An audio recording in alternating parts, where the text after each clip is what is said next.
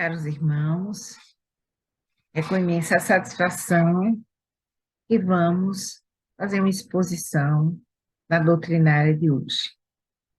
Iniciamos nossos trabalhos com uma mensagem edificante. As mensagens edificantes do além não se destinam apenas à expressão emocional, mas, acima de tudo, ao teu senso de filho de Deus, para que faças o inventário de tuas próprias realizações, integres de fato na responsabilidade de viver diante do Senhor. Emmanuel, psicografado por Chico Xavier.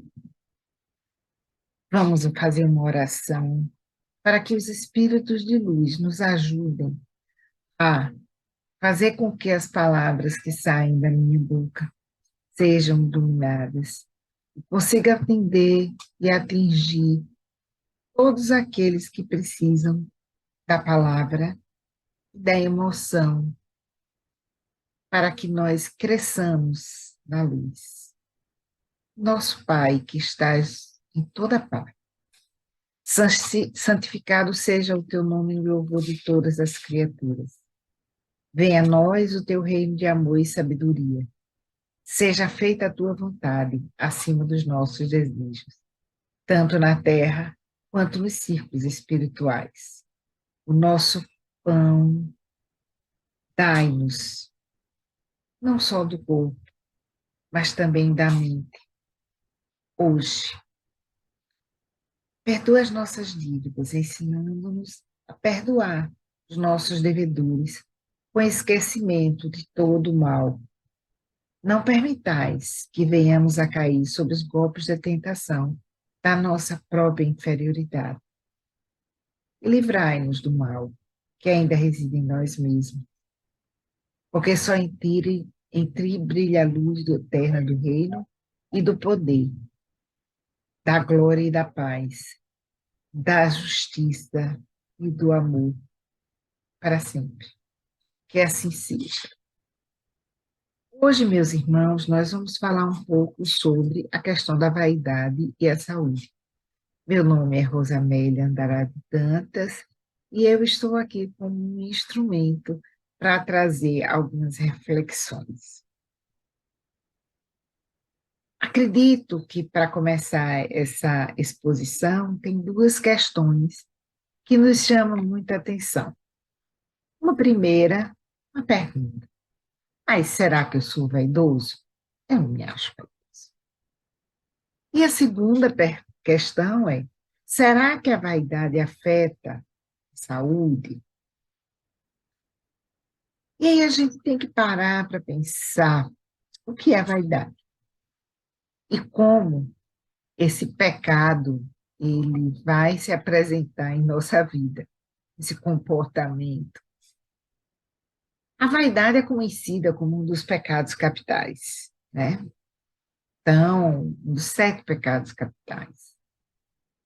E não à toa a vaidade, ela está presente, né? Nossa sociedade. Acredito que é um problema, é uma situação que vem, que nos afeta desde muito e continua a nos afetar. Filipenses, capítulo 2, versículo 3, está assim: nada façam por ambição e egoísmo ou por vaidade, mas humildemente consideram os outros superiores a vocês mesmos. Chamando a atenção que no Velho Testamento essa questão já é colocada. No Novo Testamento, também Pedro, no capítulo 3, versículos 3 e 4, nos fala que a beleza de vocês não deve estar nos enfeites exteriores, como cabelos trançados, joias de ouros ou roupas finas. Ao contrário, esteja no seu interior, no ser que ele integra, que não perece, beleza demonstrada no espírito dócil e tranquilo, que é de grande valor para Deus. E na visão espírita, como é que a gente tem lidado com a questão da vaidade? Antes de trazer na versão espírita, eu quero chamar a atenção sobre a vaidade segundo o dicionário de português. Então, é característica daquele que é vão, que não possui conteúdo, se baseia numa aparência falsa, mentirosa. Assim, aquele que é vaidoso tem o desejo de ser admirado por outras pessoas, em razão de qualidades físicas ou intelectuais que se quer possuir, mas tem necessidade de exibir, ostentar e vangloriar-se por uma aparência ilusória. Então, aqui a gente faz uma primeira reflexão de que nós temos que ter muito cuidado, até mesmo com aquilo que nós adquirimos de conhecimento, das nossas qualidades intelectuais, às vezes das nossas qualidades físicas, por sermos harmônicos, bonitos, ou por termos uma formação, estudarmos e sermos conhecedores de muitas coisas. Porém, apesar de que o Espiritismo nos orienta a estudar, a evoluir, nós temos que ter muito cuidado, né? Por quê? Porque, às vezes, esse próprio conhecimento é superficial. Então, ele não nos abastece de harmonia ao ponto de entendermos a necessidade de que, mesmo com, às vezes com muito conhecimento, nós ainda não somos. Lembra que há pouco eu falei na questão do ser. Quando você evolui, você produz em si mesmo mudanças, e o seu ser é que vai ser iluminado, transparecendo luz. Então, e ao transparecer luz, você vai demonstrar o que tem no seu interior, a beleza interior. Então, é fácil concluir que, apesar do que significa a palavra, né, que é vão, pode ser atribuído ao vazio da alma, né, que em alguns momentos, todos aqui na Terra já sentiram ou sentem, pela natureza das provas e expiações que temos que passar aqui. Ora, a gente tem que lembrar o tempo todo que nós estamos num planeta saindo de provas e expiações e entrando numa fase de regeneração. Mas isso não ocorreu? Sim. Enquanto tem alguns irmãos que estão mais evoluídos, tem uns que estão menos evoluídos. Todos caminhando, todos andando, aprendendo, uns parando, não conseguindo andar tão rápido, poucos acelerados, conseguindo aprender todos os ensinamentos que por aqui nos é oportunizado. Mas a dúvida consiste em nos satisfazer uma necessidade de preenchimento de vazio que mal podemos explicar. E é interessante porque essa vaidade, ela muitas vezes nos oprime muito, né? Nos faz sofrer. No momento em que essa vaidade também atrai para nós espíritos que nos afligem, porque como não estamos ainda desenvolvidos, nossa sintonia é com eles. É interessante porque o homem, ele sempre está em busca de respostas, novos conhecimentos, novas, novos aprendizados. Mas isso, por um lado, é excelente, porque isso tem sido uma forma da gente avançar, da gente conseguir entender melhor esse mundo, conseguir entender que esse é um dos mundos, existem outros mundos, e que, mesmo tenhamos muita coisa aprendido, conhecido, muitas vezes, ou na grande maioria das vezes, este nosso conhecimento e este nosso aprendizado ainda é muito pequeno frente a tudo aquilo que temos que aprender no universo para avançar. Uma questão interessante é que nessa confusão, né, de aquisições, nós muitas vezes vamos ficar grudados na insatisfação humana, né, de buscar posições elevadas que não possuem requisitos ou condições para ocupá-la, a fim de obter satisfação, admiração e o preenchimento de um vazio que não vem de mera idolatria alheia, né? Então, buscar essa satisfação em coisas mundanas significa alimentar o corpo e não o vazio da alma.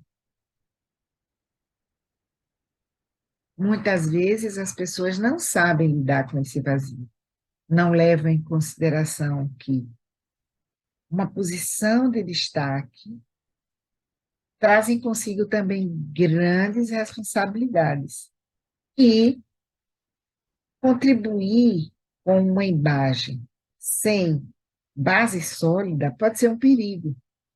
Acredito que todo mundo aqui já ouviu falar na expressão ter pés de barro. Ter pés de barro, às vezes, é que você tem uma estrutura, mas o pé é de barro. E aí, quando vem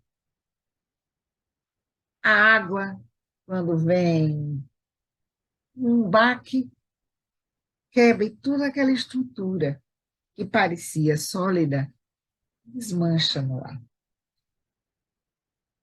Uma coisa muito interessante, né, é que, às vezes,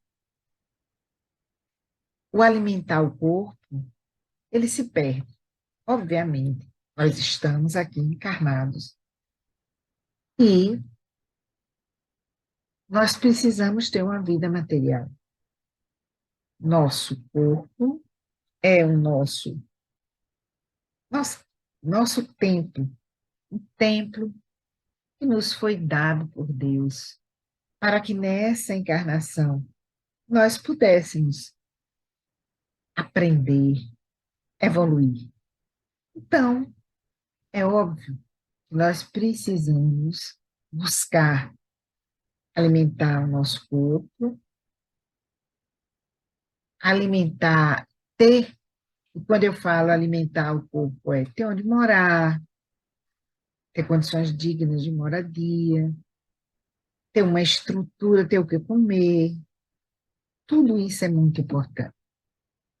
Mas essa questão dessa busca não pode estar dissociado do alimento maior, o alimento da alma, passando também pela importância de trabalharmos a nossa mente, o corpo, a mente e o espírito. Então, se eu falo que o nosso corpo e nossa mente, nesse momento, eles são importantes, nós temos também que trabalhar para mantê-los da melhor forma possível. A vaidade é como quando a gente pega na internet imagens sobre vaidade, aí você geralmente pega assim, um gatinho que olha no espelho e vê um leão. Ou então, num jogo de xadrez, um peão que em frente a um espelho se vê um rei ou uma dama. Então, a vaidade, ela faz com que a pessoa se vanglorie e se enalteça exacerbadamente. O extremo oposto é você estar sempre também se colocando para baixo. Mas isso também é um distúrbio. A imagem do vaidoso, que não é virtuoso, não se sustenta por muito tempo. Por quê? O vaidoso, ele necessariamente não é virtuoso, porque quem é virtuoso, ou seja, quem é realmente, ele não vai ficar se enaltecendo, se vangloriando. Ele vai vivendo sua vida.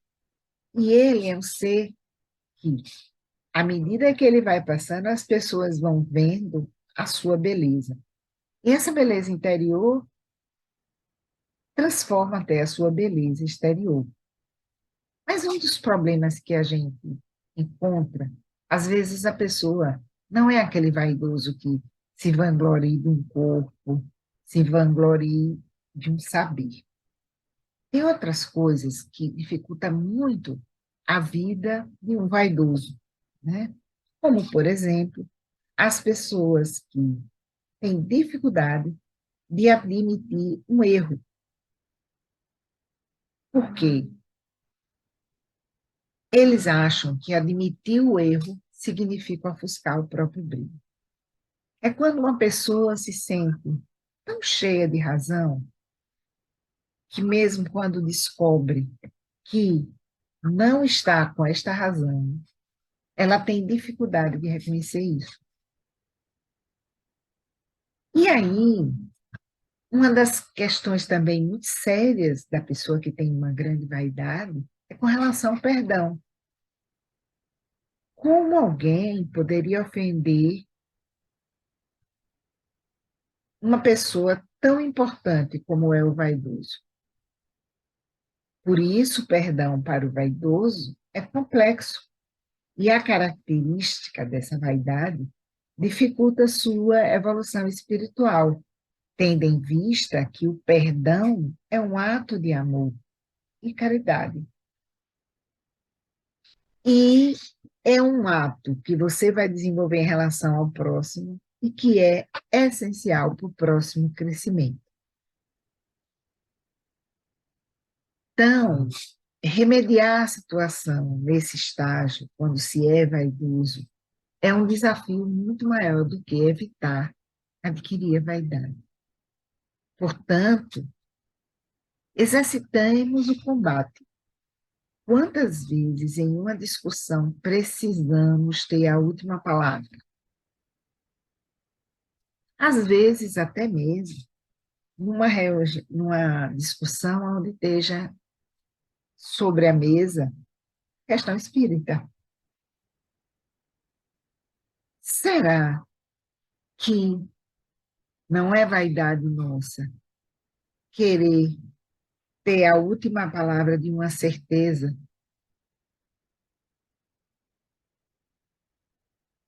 Será que, às vezes, numa discussão familiar,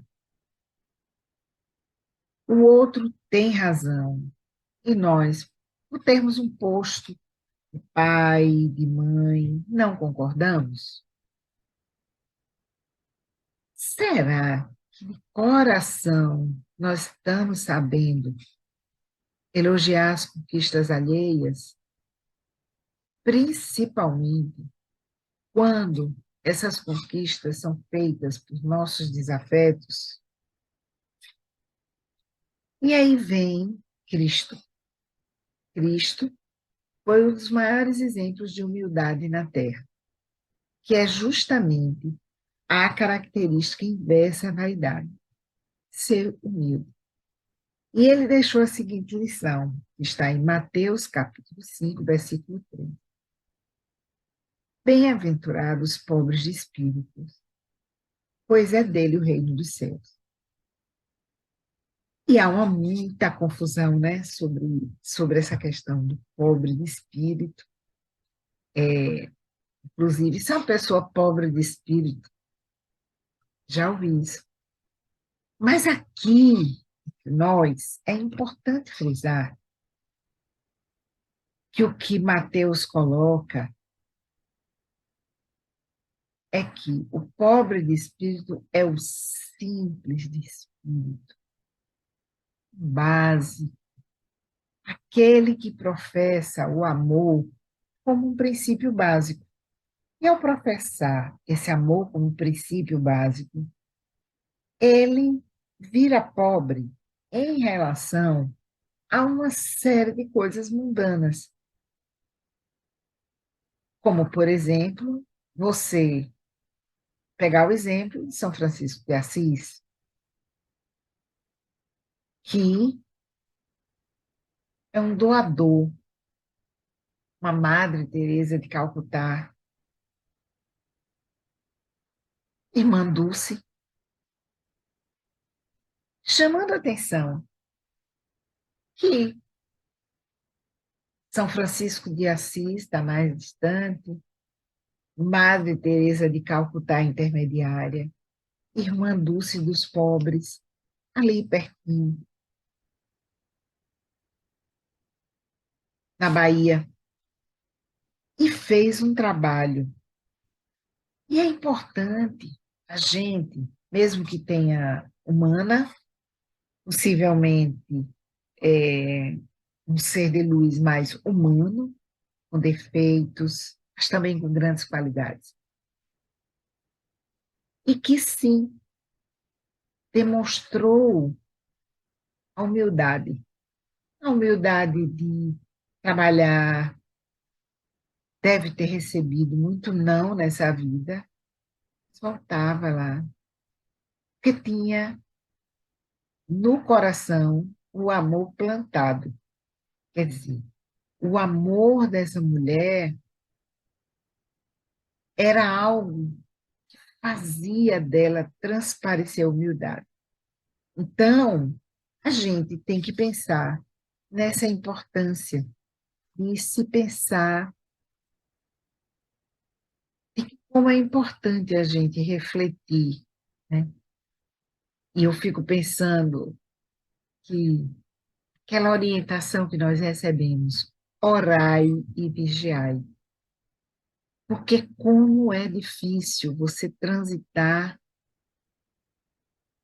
na humildade e como é fácil você transitar da humildade para a vaidade. Kardec também nos deixa muitas orientações. Segundo a compilação de Kardec, os pobres de espírito seriam os humildes, não vaidosos e não orgulhosos, que buscam um lugar privilegiado na terra ou acima dos demais. Então, assim, pobres de espírito são os humildes, que não são vaidosos, mas que buscam um lugar privilegiado na terra através do amor, através de tentar avançar um pouco a mais. O Evangelho segundo o Espiritismo compreende dessa mesma forma e nos traz uma reflexão muito importante na seguinte passagem: não procurei pôr-vos acima dos outros, se não quereis ser obrigado a descer. Por quê? Procurai ao contrário, o mais humilde e o mais modesto, pois Deus saberá dar-vos um lugar mais elevado no céu, se o merecerdes. Então, essa questão da humildade, né, como não orgulhoso e não vaidoso, é muito importante e muito presente. Se estava presente antes de Cristo, com Cristo, que a gente vai ter a melhor das fases. Então, todo esse exposto significa que o exemplo daquilo que é bom, preferindo a humildade à vaidade, almejando, sim, um lugar ao lado de Deus do que na terra. E aí a gente volta a colocar, orando e vigiando nossos atos diariamente, para, no momento certo, termos o merecimento, condição e discernimento ao preenchimento do vazio de nossas almas, que ocorrerá no futuro breve. Nós estamos aqui nesse processo evolutivo. A gente precisa entender da importância dessa humildade, em detrimento, ao contrário da vaidade. Pensar que nós tivemos a grande oportunidade de encarnarmos nessa terra. E nem que seja no momento que nós estamos aqui conversando sobre esse tema, nós nos olharmos no coração para verificarmos se nós estamos sendo humildes ou vaidosos. Às vezes, a gente é vaidoso no contato com a pessoa, às vezes ao comprar uma coisa, às vezes ao vender uma coisa. Mas é muito importante que primeiro a gente tenha fé, que ore com fé e que seja vigilante. Por quê? O Pai nos dá o livre-arbítrio para que nós vamos aprendendo com esses nossos próprios erros. Se ontem fui vaidoso, tal hoje eu prestar mais atenção. E aí nós vamos ter uma questão muito interessante, que é, e o que é que isso tem a ver com a saúde? No Evangelho segundo o Espiritismo, no capítulo 1, a ciência e a religião são duas alavancas da inteligência humana. Por muito tempo se achou que elas eram incompatíveis, mas está lá no Evangelho que a incompatibilidade que se acredita existir entre essas duas ordens de ideia provém de uma falha de observação e do excesso de exclusivismo de uma ou de outra parte, e que disso resulta um conflito que originou a incredulidade e a intolerância. Isso tudo é para dizer que nós, quando começamos a estudar as questões espirituais e as questões da saúde, vamos ver que elas estão totalmente interligadas. As questões espirituais afetam as questões da saúde. E as questões espirituais são aquelas questões inerentes à nossa relação com o nosso desenvolvimento espiritual. Algumas pessoas podem parar para pensar externamente, mas não só externamente. Nosso espírito encarnado também precisa ser trabalhado, precisa ser burilado, para que a gente consiga ter saúde. É importante a gente falar que a saúde está escrita assim, um estado dinâmico de condições físicas, sociais, mentais e espirituais. Mas esse equilíbrio é tão frágil, você hoje pode estar ótimo e amanhã amanhecer péssimo. Vai ao médico, o médico procura por tudo que é canto e não encontra nenhuma doença. Mas você continua se sentindo mal. Muitas vezes são questões que essa, essa situação são coisas que você precisa parar para trabalhar, para melhorar. Né? Então, falando da vaidade, a gente tem que ver que a vaidade é como se fosse um certo veneninho, um caminho que a gente coloca dentro do nossa vida, né?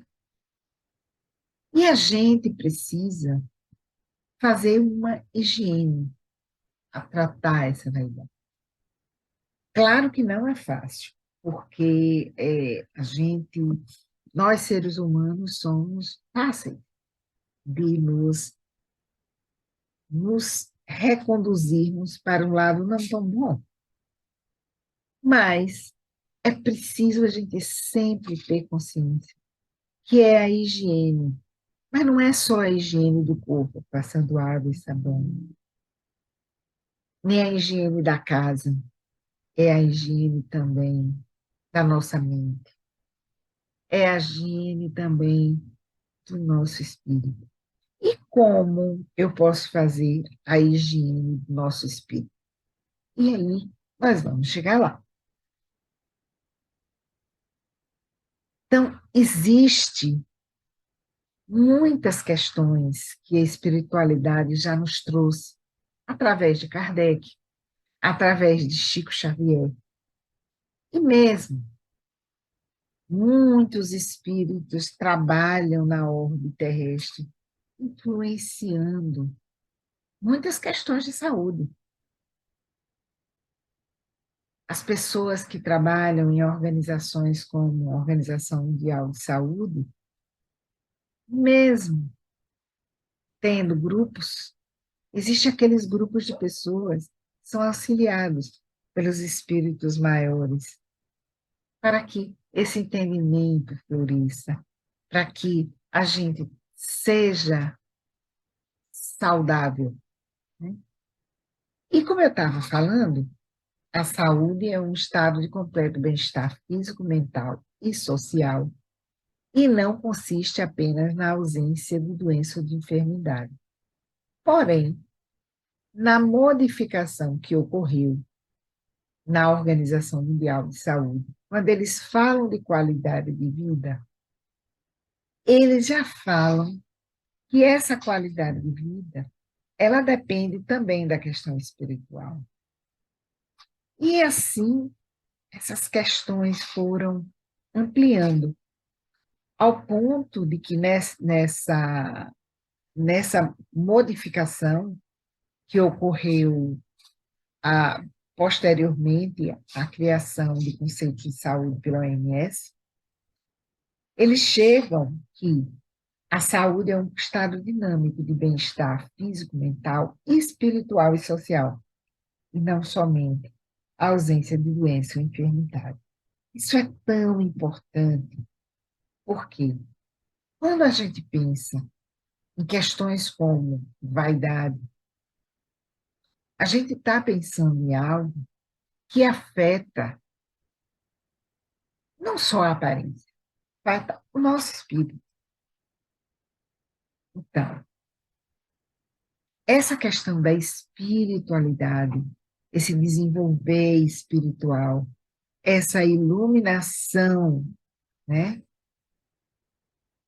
foi estudado lá na OMS, e eles viram como tomado a saúde como um índice de qualidade de vida, a espiritualidade é convertida em uma constante universal. E a variação pode ser traduzida num fator que você pode medir, né?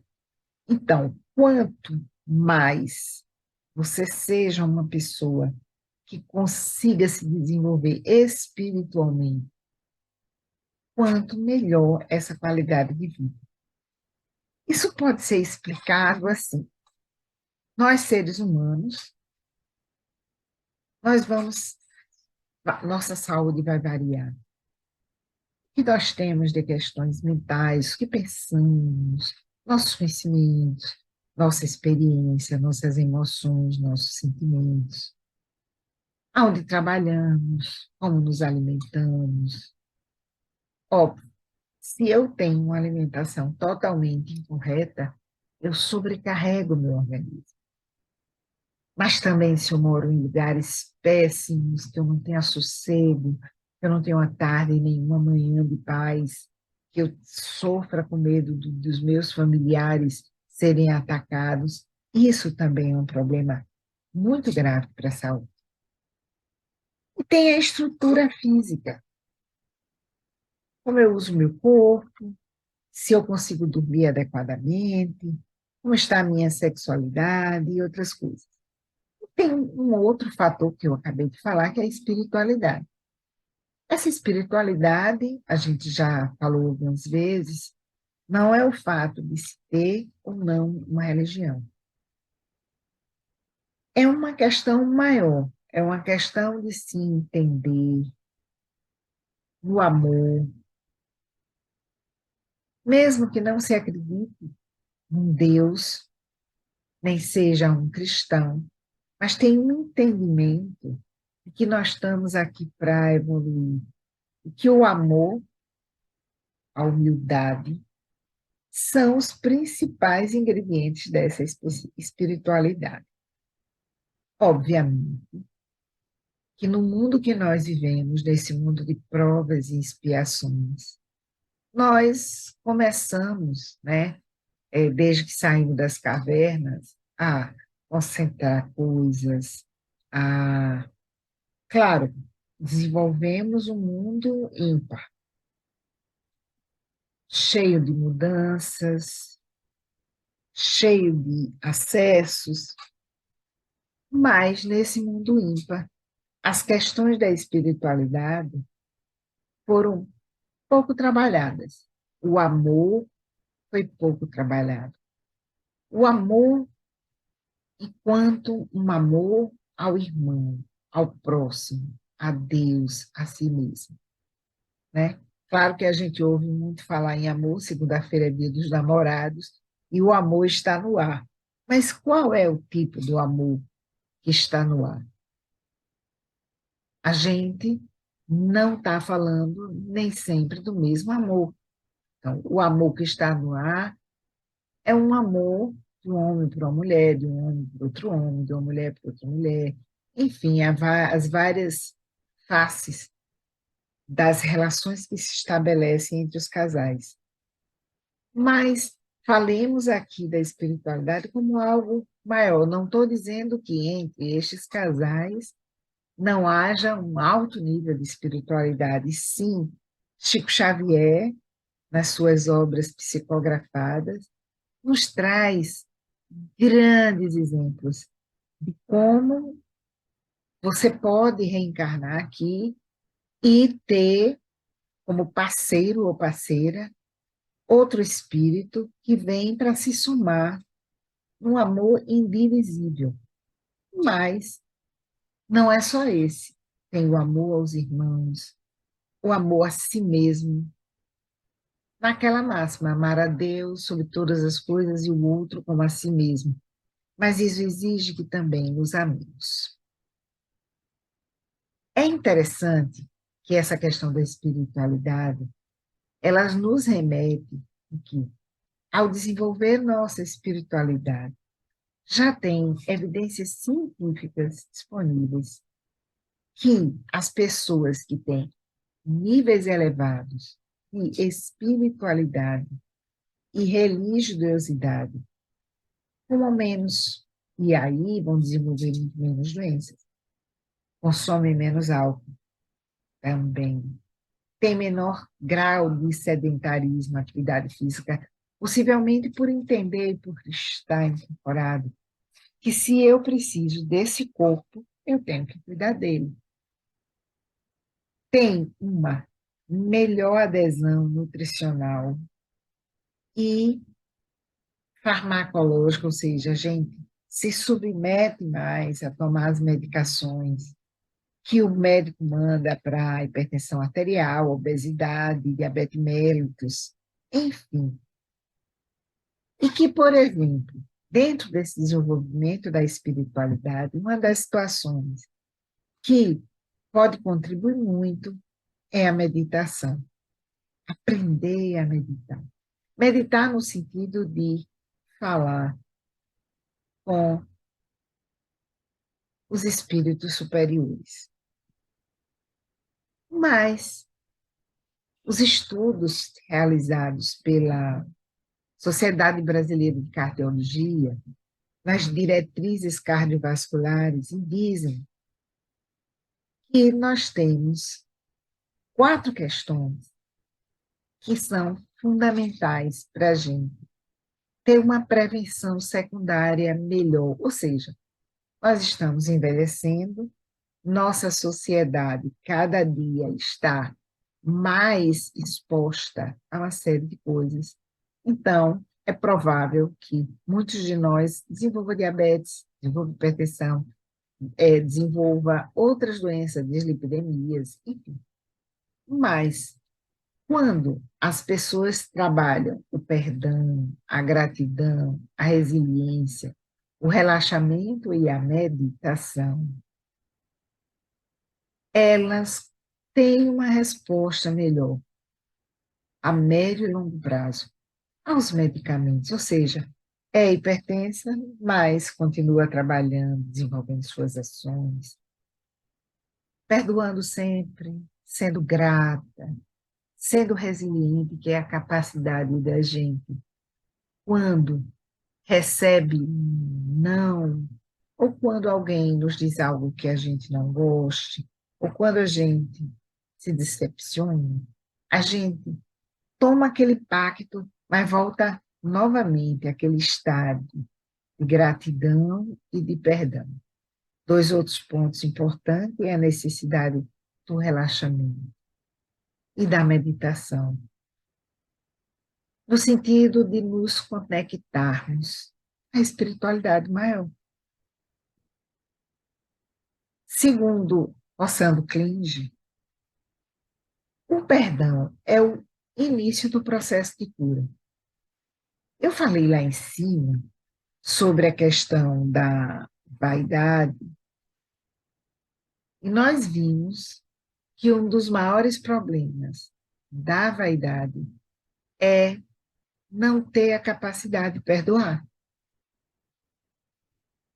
E por que é tão importante perdoar?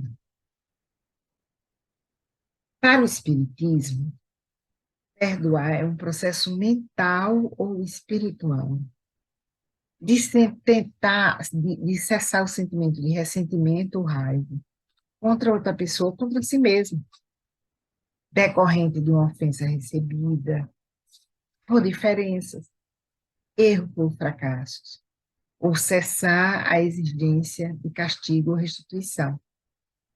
Perdoar, portanto, seja o que for e a quem for, é necessário.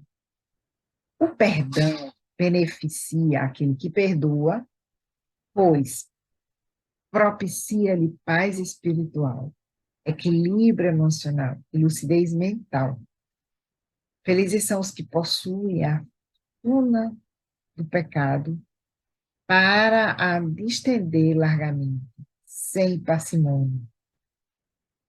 O perdoado é alguém em débito, o que perdoou é o espírito em luta.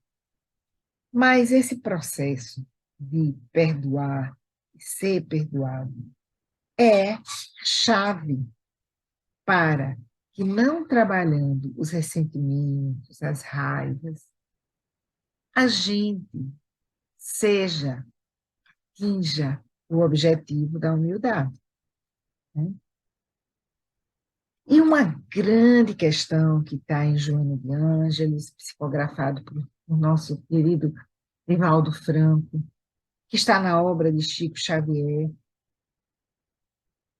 nos repassado por Emmanuel, por André Luiz, é a importância da reforma íntima. Como é que eu vou conseguir perdoar as pessoas que, por exemplo, vêm familiares, vêm na sua casa e despejam um monte de energia negativa?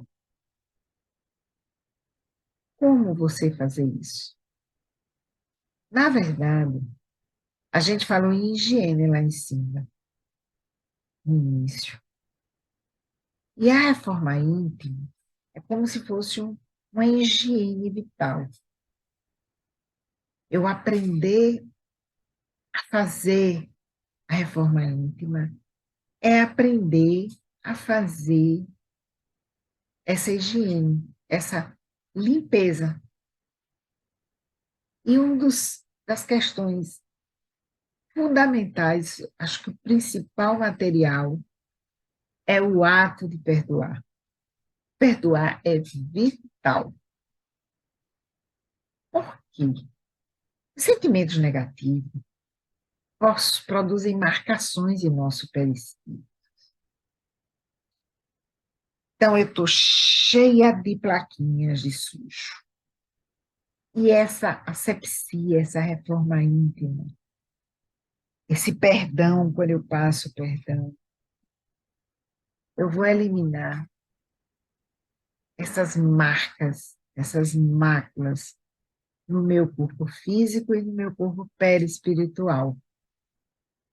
Porque a gente sabe que se a gente não acelera esse processo aqui, podemos desencarnar levando essas marcas. Ou seja, além de sofrermos aqui na Terra, além disso, ainda levaremos essas doenças para serem trabalhadas numa próxima encarnação.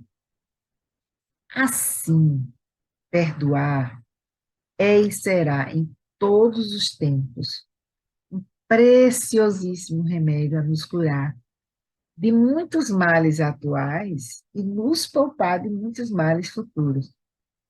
Fora ainda aqueles males que nós trouxemos das encarnações passadas e que às vezes a gente tem a maravilhosíssima oportunidade de resolver através do perdão.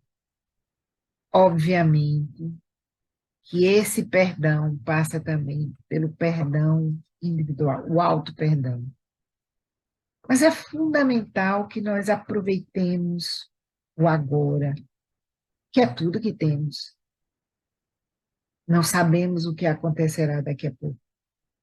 Para começar a fazer esse processo de reforma íntima, essa asepsia vital, usando o perdão como o principal elemento para a nossa evolução.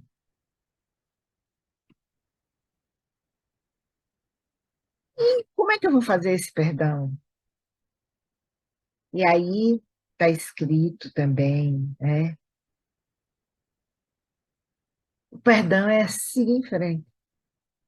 Sempre pensar, maiores que sejam os problemas, sempre tem à nossa frente uma ponte. Pense assim, eu estou aqui com meus problemas, eu vou limpar esses problemas, eu vou deixar para lá e vou seguir adiante.